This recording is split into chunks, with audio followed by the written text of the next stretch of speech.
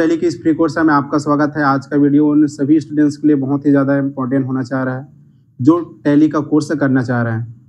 Tally के इस course में आज हम सीखने वाला है टैली का इन्वेंशन किसने किया, टैली का फुल फॉर्म क्या होता है। साथ ही हम टैली के जितने भी बेसिक टर्म हैं, आप फ्रेशर स्टूडेंट्स हैं, आप टैली फर्स्ट टाइम सीख रहे हैं, तो आपके लिए वीडियो बहुत ही ज़्यादा इंपॉर्टेंट होने वाला है।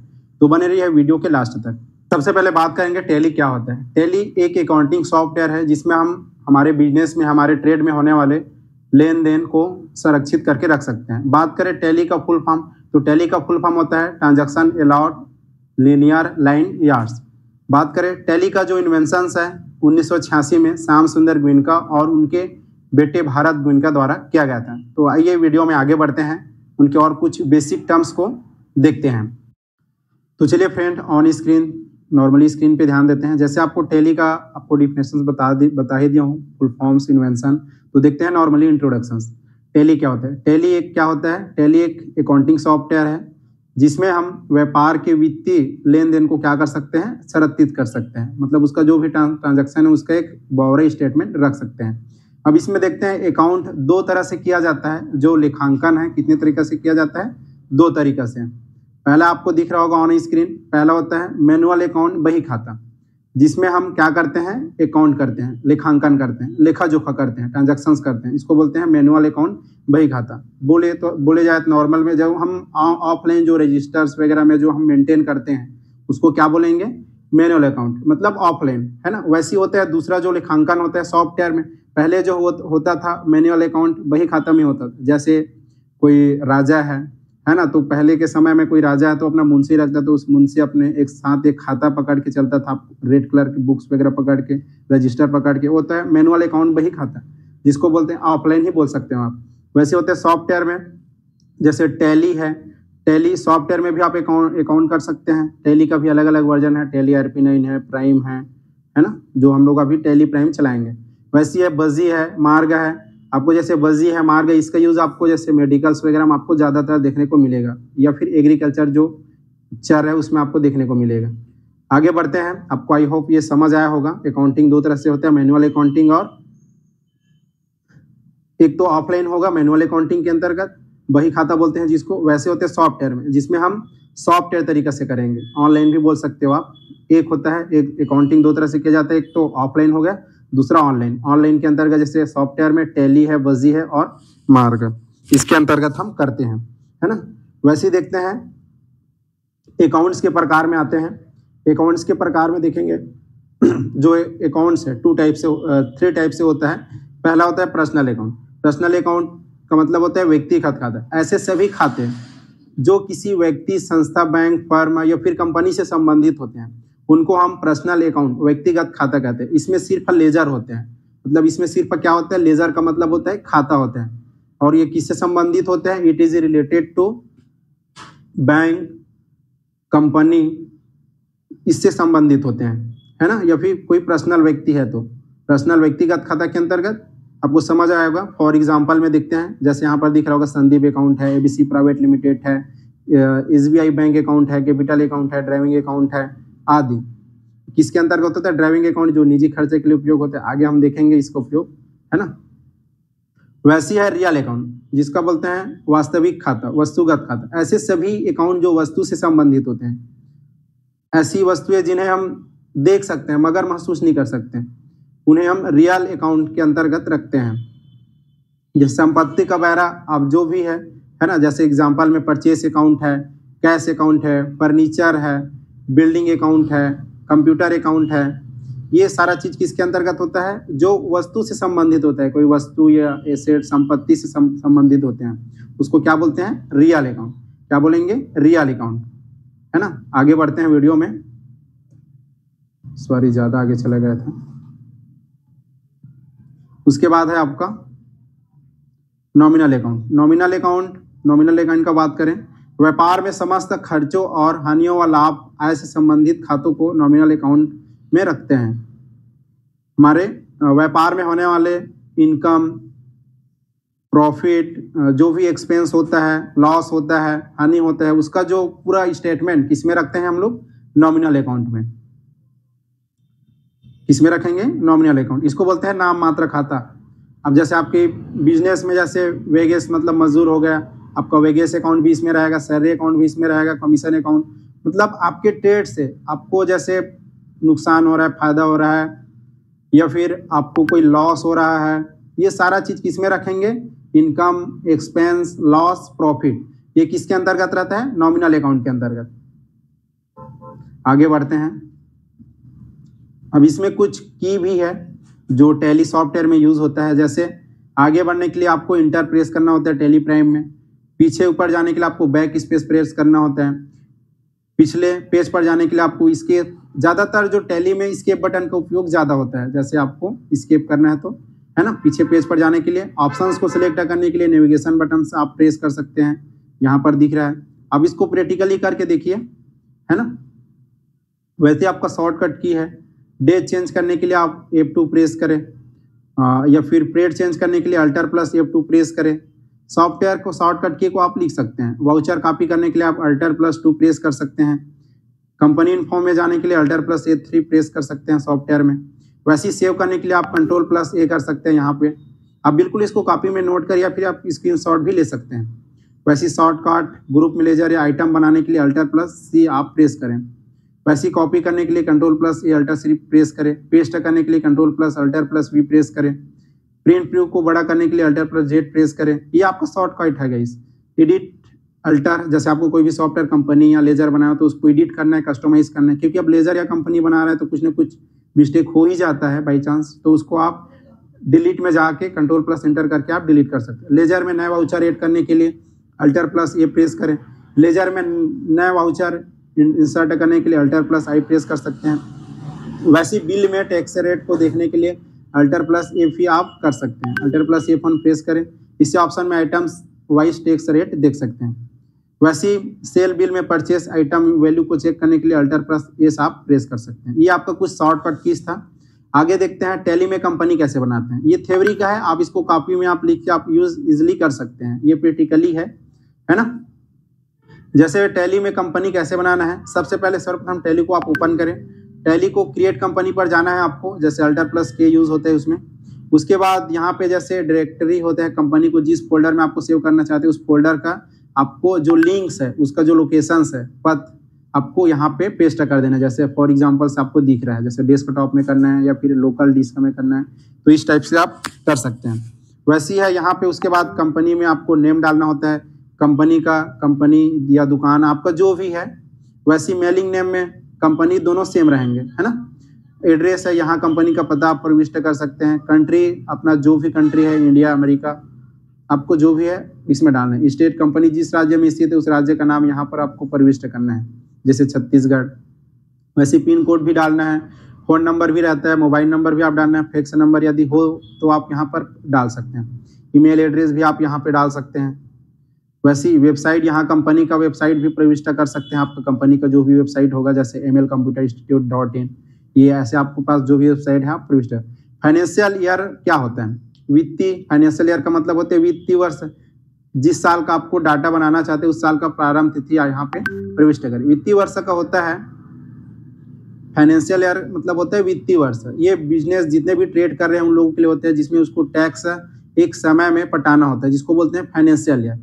जैसे फाइनेंशियल ईयर होता है 1 अप्रैल से 31 मार्च। जैसे अभी जैसे आपको यहाँ पर दिख रहा होगा 1/4/2022, है ना। क्या दिख रहा है? 1/4/2022। जैसे यहाँ पर क्या है, 1 अप्रैल है, 1 अप्रैल से 31 मार्च है, तो यहाँ पर क्या हो जाएगा? 2023 हो जाएगा। क्या हो जाएगा? 2023। वैसे होता है आपका बिगिनिंग फॉर्म, कंपनी शुरुआत करने की तिथि। कंपनी शुरुआत करने की तिथि, इसमें फाइनेंशियल ईयर जैसे एकदम फिक्स होता है कि वित्तीय वर्ष के अंतर्गत जैसे 1 अप्रैल से 31 मार्च के बीच ही डालना है, ऐसा नहीं होता है। इसमें आप जब से आप बिजनेस स्टार्ट किए हैं उस डेट को यहाँ पे डालना है, जैसे अक्टूबर में किए हैं या नवंबर में किए हैं, उस तिथि को आपको इसमें डालना है, ताकि आपका पूरा डे बुक क्रिएट होगा। उसके बाद टैली पासवर्ड, अपने कंपनी में अगर प्रोटेक्ट करना चाहते हो तो प्रोटेक्ट भी कर सकते हो, पासवर्ड वगैरह लगा सकते हैं, क्योंकि हम मोबाइल को तो प्रोटेक्ट करके रखते हैं। वैसे अपने कंपनी को भी आप क्या कर सकते हो? प्रोटेक्ट कर सकते हो। री पासवर्ड का भी ऑप्शन आएगा, आपको जो रिपीट पासवर्ड जो डाले उसी को डालना है। अब से बात आता है जीएसटी लेवल करने का। तो जीएसटी लेवल क्या होता है? जीएसटी का फुल फॉर्म होता है गुड सर्विस टैक्स। इसका अलग से क्लास आपको प्लेलिस्ट में अवेलेबल से आप इसको पढ़िए, जीएसटी क्या होता है ना। तो जीएसटी लेवल करने के लिए कोई भी कंपनी में आपको F11 प्रेस करना होता है। उसके बाद स्टेशनरी एंड स्टेशन पर जाकर इंटर प्रेस कर सकते हैं। उसके बाद label goods and service tax में जाने उसको यस करना है। उसके बाद सेट ले अल्टर जीएसटी डिटेल्स में जाना आपको उसको यस करना है। आगे आएंगे, यहाँ पे होता है good service tax identification number, UIN प्रविष्ट करें आपका जो भी है। ये छत्तीसगढ़ का स्टेट कोड है। आपको गूगल से छत्तीसगढ़ का जीएसटी नंबर आप इजिली लिस्टिंग करके निकाल सकते हैं प्रैक्टिकल्स के लिए। वैसे ही होता है आपका Ctrl+A से आपका होता है 2 बार प्रेस करके आप सेव कर सकते हैं जो आप करोगे उसको जीएसटी लेवल करोगे तो। वैसे ही होता है कंपनी कैसे डिलीट करना है, तो Alt+F3 प्रेस करना है। अल्टर में जाकर इंटर प्रेस करेंगे। जिस कंपनी को डिलीट करना है उस पर इंटर प्रेस करेंगे। Alt+D प्रेस करेंगे, 2 बार इंटर प्रेस करेंगे तो इसका आपका क्या हो जाएगा, कंपनी डिलीट हो जाएगा। अब देखते हैं मास्टर। जैसे टैली में हम 2 टाइप से मास्टर पढ़ते हैं। जैसे होता है आपका एक अकाउंटिंग इन्फो, दूसरा होता है इन्वेंट्री इन्फो। पैरोल भी होता है लेकिन अभी सिर्फ अकाउंटिंग इन्फो और इन्वेंट्री इन्फो पे काम कर रहे हैं, है ना। जैसे यहाँ पे ग्रुप्स है, अकाउंटिंग इन्फो के अंदर ग्रुप्स और लेजर क्रिएट करना पड़ता है। वैसे इन्फो एंट्री के अंतर्गत, अकाउंटिंग के अंतर्गत लेखांकन, है ना। इन्वेंट्री मतलब भंडार प्रबंधन, जैसे स्टॉक ग्रुप बनाना पड़ता है, यूनिट बनाना पड़ता है, स्टॉक आइटम्स बनाना होता है। वैसे देखते हैं ग्रुप्स। ग्रुप क्या होता है? टैली में टोटल जो ग्रुप्स होता है 28 ग्रुप होता है जिन्हें अकाउंटिंग ग्रुप कहते हैं। क्या बोलेंगे? अकाउंटिंग ग्रुप कहते हैं। फर्स्ट देखते हैं बैंक अकाउंट। इस ग्रुप का उपयोग बैंक में खोले गए करेंट एवं सेविंग अकाउंट के लिए किया जाता है। यदि आपने कंपनी या दुकान के लिए बैंक में कोई खाता खुलवाया है तो लेजर क्रिएशन के समय नेम ऑफ अकाउंट फील्ड में आपको उस बैंक का नाम लिखवाना है जिस बैंक में आप खाता खुलवा रहे हैं। आप बैंक के नाम के साथ खाते का टाइप भी लिख सकते हैं, जैसे कि करेंट अकाउंट है या फिर सेविंग अकाउंट है। आप चाहते हैं तो खाता नंबर भी जोड़ सकते हैं। ये होता है बैंक अकाउंट, क्योंकि आप कोई भी कंपनी चलाओगे तो आपको एक बैंक अकाउंट लगेगा ही। तो होता है टैली में पहला हो गया बैंक अकाउंट। वैसे होता है बैंक OCCAC और bank ODAC, over cash draft और ओवर ड्राफ्ट। इसका मतलब होता है कैश ड्राफ्ट या ओवर ड्राफ्ट के लेजर के लिए इस ग्रुप का उपयोग किया जाता है। यह एक प्रकार के ऋण लोन के ही खाते होते हैं, किंतु ये होम लोन या व्हीकल लोन से भिन्न होते हैं और एक लंबे समय से ऋण नहीं होकर एक लिमिट समय पर आवश्यकता अनुसार ऋण लोन के तौर पर बैंक से लिया जाता है और समय समय पर जमा भी करा दिया जाता है। इसको आप नोट कर लीजिए, इजी है ना। ओवर कैश क्रेडिट और ओवर ड्राफ्ट। वैसे देखते हैं ब्रांच डिवीजन क्या होता है। शाखा खातों के लिए इस ग्रुप का उपयोग किया जाता है। एक से अधिक दुकान या कंपनी होने पर इस ग्रुप का उपयोग किया जाता है। किसका? ब्रांच डिवीजन का, है ना। वैसे यह कैपिटल अकाउंट यह वह लेजर है जो बताता है कि दुकान या कंपनी के मालिक ने अपना स्वयं का व्यापार प्रारंभ करने के लिए कितना पैसा लगा है। यदि व्यापार प्रारंभ करने के लिए कोई लोन लिया है तो वह राशि इस लेजर में नहीं आएगा। कैपिटल अकाउंट्स मतलब जो कैपिटल का मतलब होता है पूंजी। कोई भी जो बिजनेसमैन से अपना व्यापार चलाने के लिए, स्टार्टअप करने के लिए सबसे पहले क्या करते हैं? कैपिटल लगाते हैं, उसी को बोलते हैं पूंजी, है ना, कैपिटल अकाउंट। वैसे होता है कैश इन हैंड। रोकड़ खाता इस ग्रुप के अंतर्गत टैली में पहले से ही बना रहता है, इसलिए कैश अकाउंट फिर से बनाने की जरूरत नहीं होती है। कैश इन हैंड, है ना, इसको रोकड़ खाता भी बोलते हैं। वैसे होता है करेंट एसेट्स। करेंट एसेट्स का बात करें,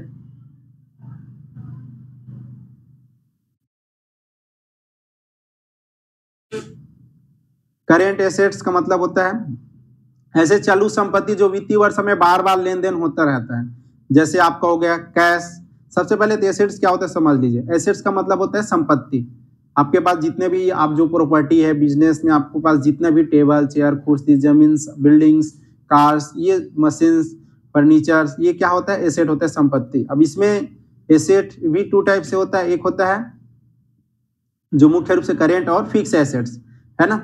आगे और डिपॉजिट एसेट्स भी है, लेकिन ज्यादातर करेंट एसेट, फिक्स एसेट हम ज्यादा पढ़ते हैं। इसमें जाते हैं एसेट्स का मतलब होता है संपत्ति। ऐसे चालू जो वित्तीय वर्ष में बार बार लेन देन होता है, जिसका हम बार बार लेन देन करते हैं। जैसे कैश है, कैश का भी लेन देन होगा। स्टॉक्स है, कोई सामान, बाई चांस आप कोई दुकान खोले हो, जैसे कपड़े का दुकान है तो आपके अंदर स्टॉक्स है, आपके कपड़ा है। अब वो कपड़ा क्या होगा? बार बार बिकेगा, वो सेल होगा, लेन देन होगा, तो क्या होता है करेंट एसेट्स। फिक्स एसेट इसको बोलते हैं स्थायी संपत्ति, ये हो गया आपका अस्थायी।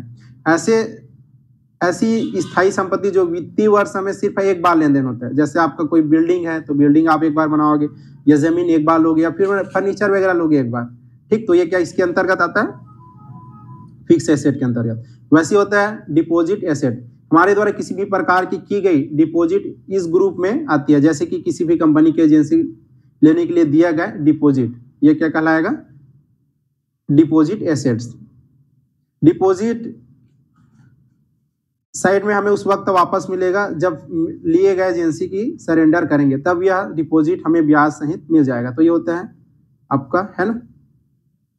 वैसी होती है करेंट लायबिलिटीज। करेंट लायबिलिटीज का मतलब होता है दायित्व, लायबिलिटीज का मतलब है दायित्व, ऐसे चालू दायित्व, ऐसे चालू दायित्व जिसे वित्तीय वर्ष में अनेकों बार पेमेंट करना पड़ता हो, जैसे आपका बिल पे करना पड़ता है, रेंट करना पड़ता है, तो ये करेंट लायबिलिटीज जो हमारा क्या होता है वर्तमान लायबिलिटीज होता है। अब जैसे सैलरी है, किसी को सैलरी देंगे तो भी हमारा करेंट लायबिलिटीज है, या कोई बिजली बिल आ गया तो भी हमारा है तो ये क्या कहलाता है करेंट लायबिलिटीज, है ना, देनदार। वैसे होता है लोन लायबिलिटीज, हमारे द्वारा लिए गए रेंट लोन ऐसे ग्रुप के अंतर्गत आते हैं, चाहे वो सीक्रेट लोन हो या फिर अनसीक्रेट लोन हो, है ना।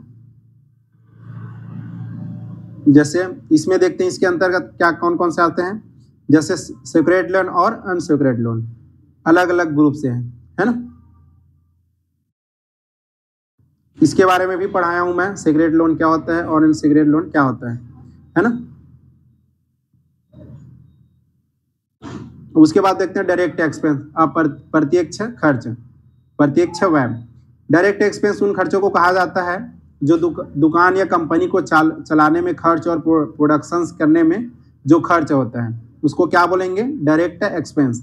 जैसे शॉप है, रेंट है, वेगेस है, लेबर है, फ्यूल है, ब्राइट है, मतलब आपको बिजनेस को रन करने के लिए, इंक्रीज करने के लिए जो प्रत्यक्ष रूप से जो खर्च होता है। अब शॉप तो रेंट देना पड़ेगा, मजदूर वेगेस मजदूर आएगा उसको देना पड़ेगा, लेबर आएगा उनको देना पड़ेगा, फ्यूल इसका भी लगेगा। तो ये जितने भी चीज है जो प्रत्यक्ष रूप से खर्च होता है आपके बिजनेस को इंक्रीज करने के लिए, डेवलप करने के लिए, तो क्या कहलाएगा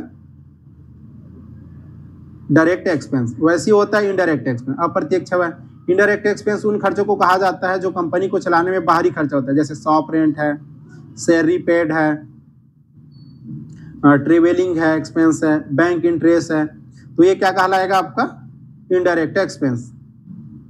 वैसे होता है आपका डायरेक्ट इनकम, प्रत्यक्ष आय। इस ग्रुप में नौकरी या व्यापार से कमाया गया आय को प्रत्यक्ष आय कहा जाता है, मेहनत करके कमाया गया पैसा जो फिक्स है, जैसे आपको सैलरी मिल रहा है तो क्या कहलाएगा डायरेक्ट इनकम। जो मेहनत से हम जो कमाते हैं वो क्या कहलाएगा डायरेक्ट इनकम, जैसे सैलरी इनकम हो गया, बिजनेस इनकम हो गया, फिर कोई खेती किसानी फार्मिंग इनकम, है ना।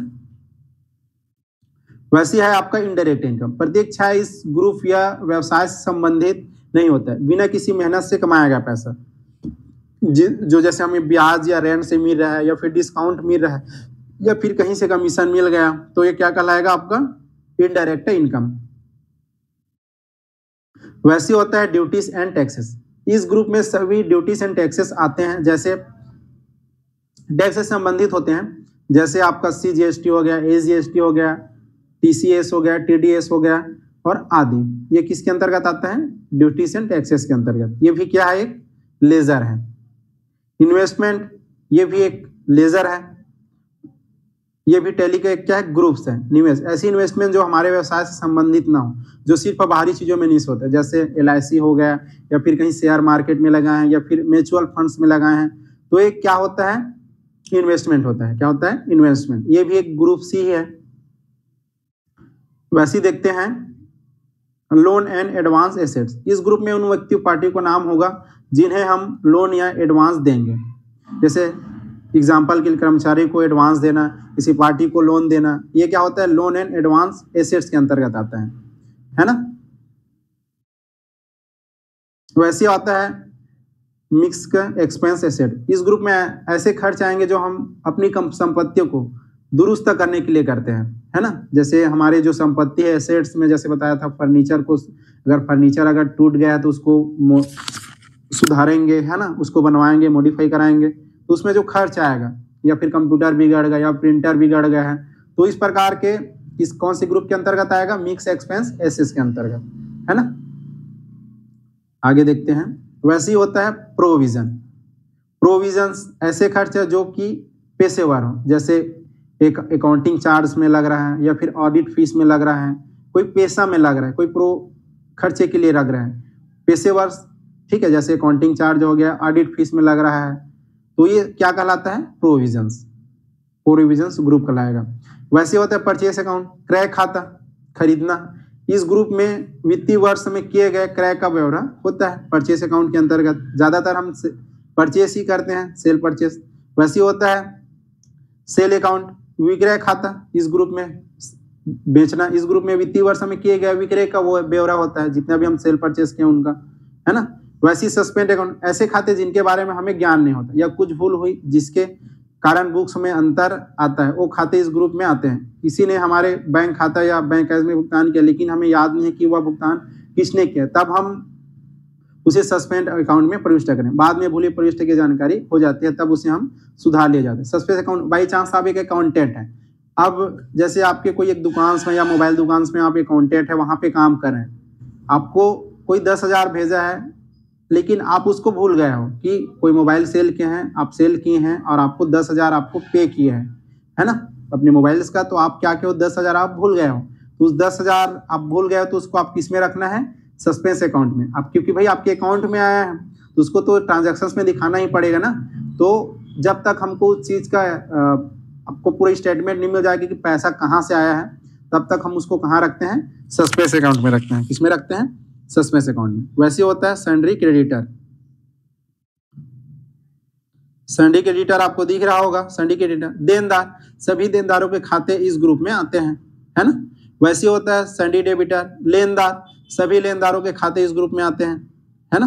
देनदार और लेनदार तो समझ आ ही रहा होगा आप लोगों को, देनदार देने वाला और लेनदार लेने वाला। सीक्रेट लोन, ऐसे ऋण जिनके बदले में हमारे द्वारा कुछ गिरवी या जमानत के तौर पर रखा गया है, वो क्या कहलाएगा? Secret loan.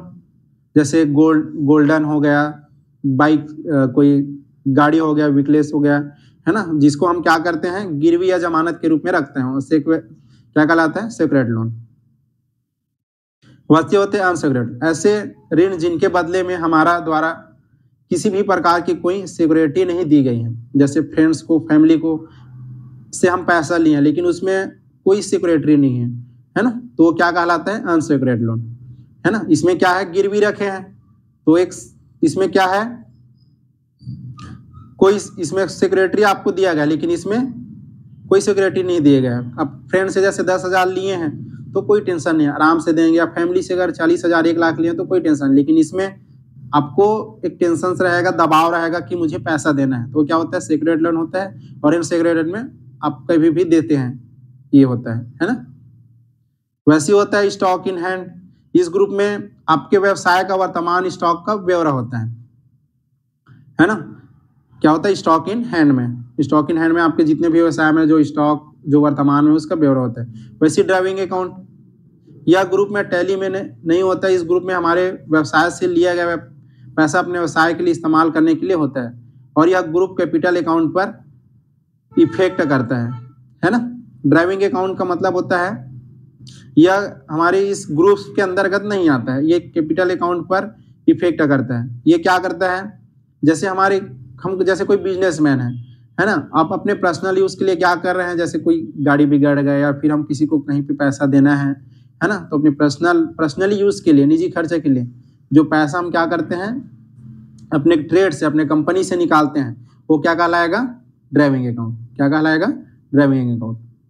चलिए वीडियो में आगे बढ़ते हैं। बिल्कुल भी आप कॉपी पेन निकाल लीजिए और इस चीज़ को नोट करिए, क्योंकि आप टैली के फ्रेशर स्टूडेंट्स हो तो आपको इस चीज़ का नॉलेज होना बहुत जरूरी है।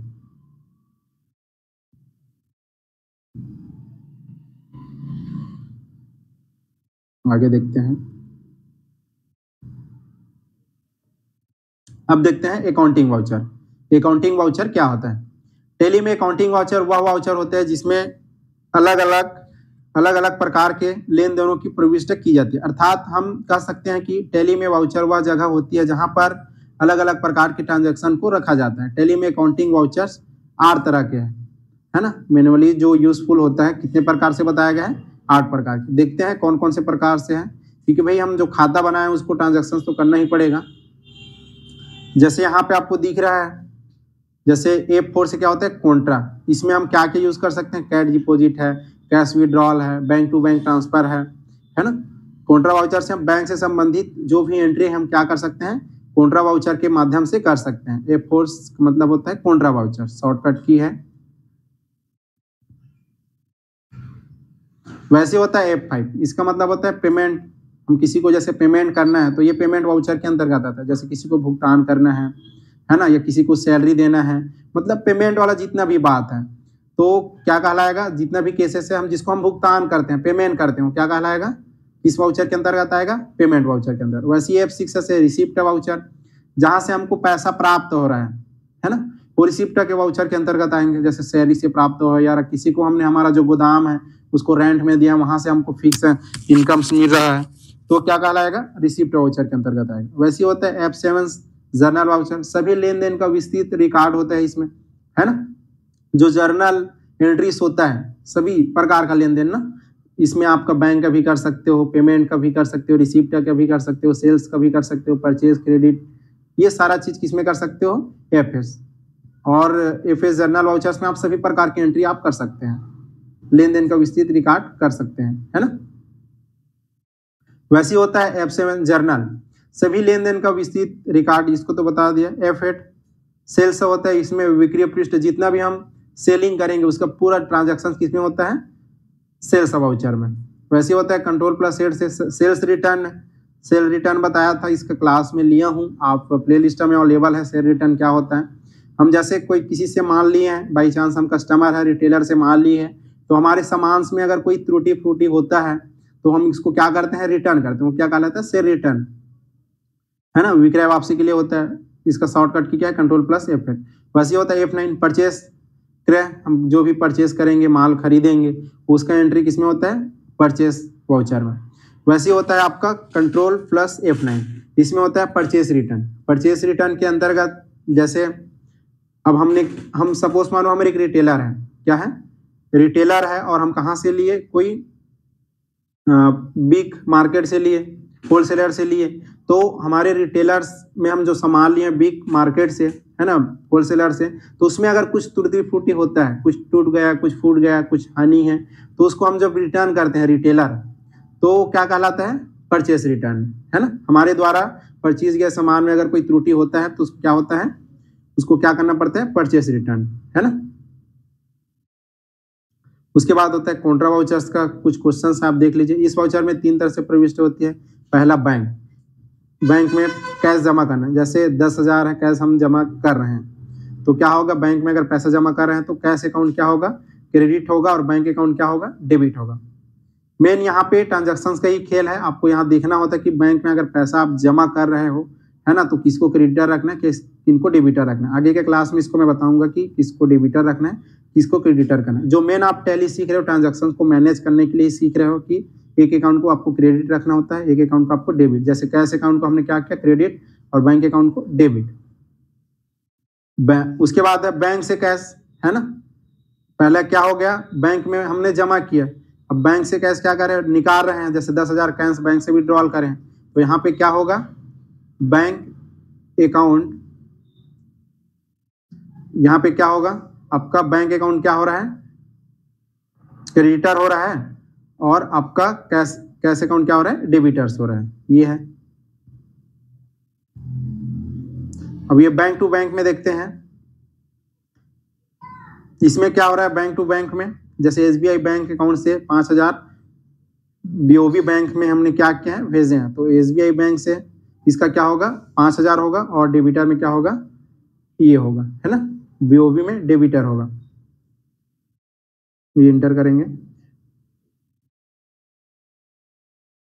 वैसे आप पेमेंट का भी देख सकते हैं, आप किसी को अगर भुगतान कर रहे हो, जैसे किसान ट्रेडर्स वाले को 15,000 का भुगतान करना है, तो इसको भी आप देख सकते हो क्वेश्चंस को, है ना। जैसे किसान ट्रेडर्स क्या हो जाएगा, 15,000 हो जाएगा, और कैश अकाउंट कितना हो जाएगा, बैंक अकाउंट, है ना। तो ये भी कैश लेन देन होता है। जनरली आप डेबिटर और क्रेडिटर कब जानते हैं? अब हम किसी को पैसे दिए क्या हो गया? डेबिटर। और किसी को हम पैसे लिए क्या हो गया? क्रेडिटर। इतना जानते हैं। लेकिन बिजनेस में क्या होता है? ट्रांजैक्शंस होता है तो एक केस होता है। टैली के जो गोल्डन रूल्स है, जो गोल्डन रूल्स का जो क्लास है प्ले लिस्ट में डाला हुआ है, आप उसको जरूर देखना चाहिए ताकि आपको डेबिटर क्रेडिटर कौन से अकाउंट को रखना है, क्योंकि एक ट्रांजैक्शन में दो अकाउंट्स होता है ना, दो इफेक्टिव अकाउंट होता है। जैसे यहाँ पे किसान ट्रेडर्स एक इफेक्टिव अकाउंट है, कैश अकाउंट क्या है? ये दूसरा है। तो एक डेबिटर है, एक क्रेडिटर है। मैंने आपको डेबिटर क्रेडिटर को देखना होता है। वैसे तो रिसिप्ट प्राप्त करना, जैसे यहाँ पे राम गुप्ता से 12,000 प्राप्त हुआ है, तो इसका भी जैसे गुप्ता से प्राप्त हुआ है, मतलब ये इसका क्रेडिटर हो गया, राम एक अकाउंट हो गया, और ट्रेडर्स बैंक अकाउंट से प्राप्त हुआ है तो ये डेबिटर्स हो गया। ये है। वैसे जर्नल का भी है ना, जर्नल का भी तो बता दिया हूँ, सेल्स का भी बता दिया हूँ मैं, है ना। बाकी आप इसको नोट करके रख सकते हैं। सेल्स रिटर्न क्या होता है, परचेस रिटर्न, इसका आपको एंट्री आगे बताऊंगा। बाकी इसमें आपको और भी है कुछ महत्वपूर्ण शॉर्टकट हैं खाता में लेन देन को देखने के लिए। जैसे DAL आप टैली में आप प्रेस करेंगे तो आपको खाता में जो भी लेन देन है वो आ जाएगा, है ना। वैसे DAP आप क्रय खाता को देखना है ना, सेल्स को देखना है तो ये आ जाएगा। वैसे DAS परचेस खाता को देखने के लिए DAS प्रेस करेंगे तो ये आ जाएगा। DOG प्रेस करेंगे तो GST रिपोर्ट आपको देखने को मिल जाएगा।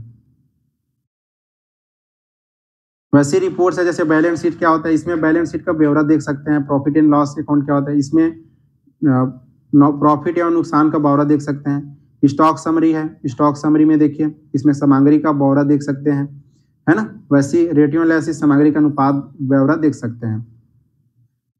तो आज का वीडियो को यहीं पर एंड करना चाहेंगे। आई होप आपको यह वीडियो समझ आया होगा।